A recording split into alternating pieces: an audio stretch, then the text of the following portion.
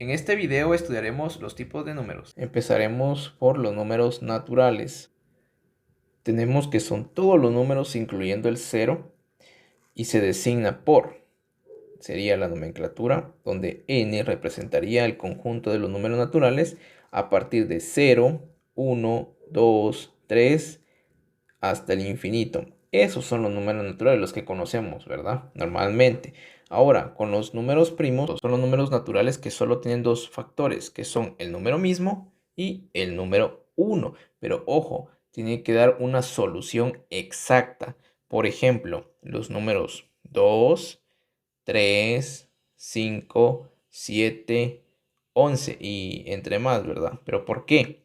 Porque el 2 únicamente es divisible dentro de 1 y dentro de sí mismo. O sea, 2 y este dan una solución exacta.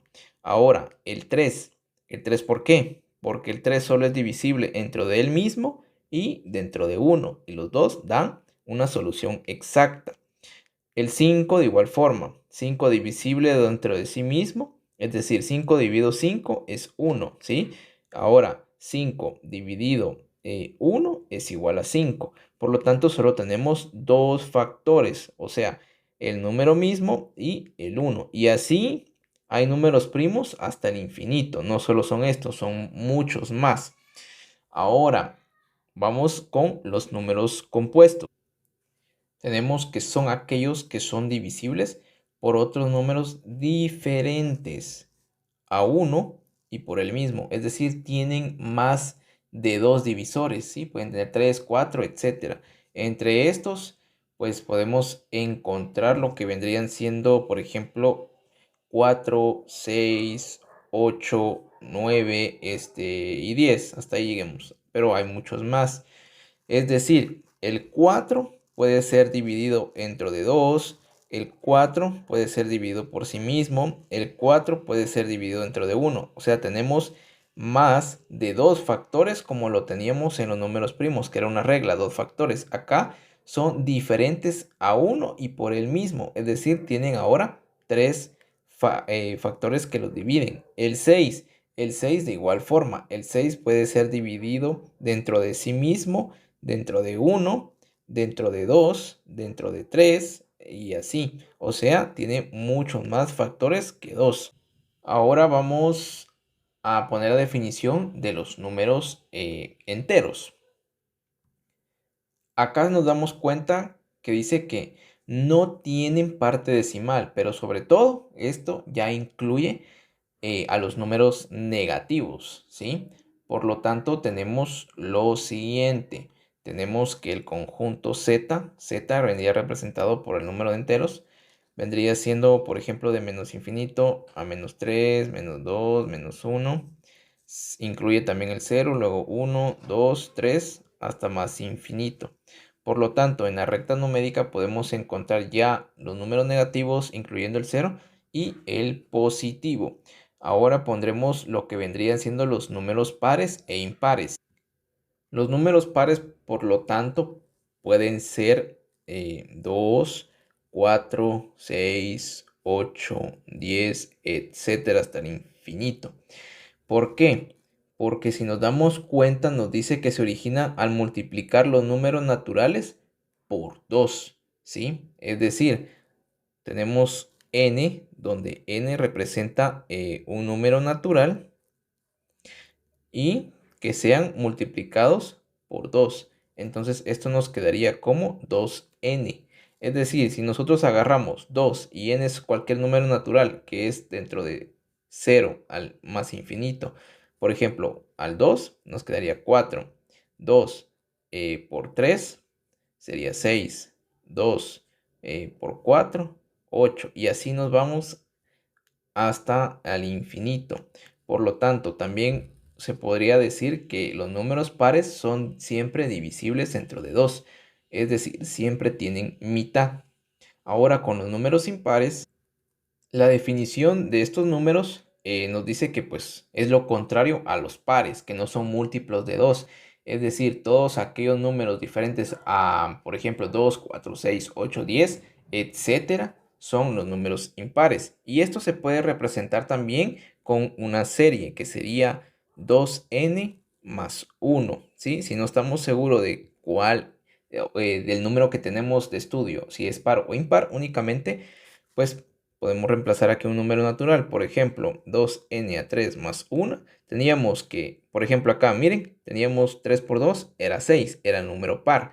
Pero ahora tenemos 3 por 2, es 6, más 1 es 7. Por lo tanto, 7 ahora es impar, ¿sí?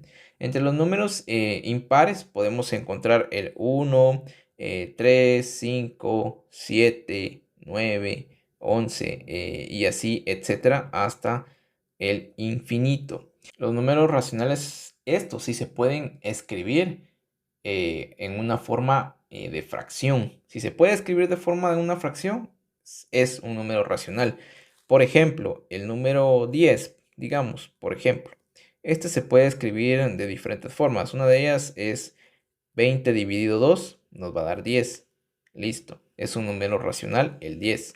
Ahora, por ejemplo, el 5. El 5 podría sacarlo de la fracción 25 dividido 5. Es equivalente a 5. El 5 también es un número racional.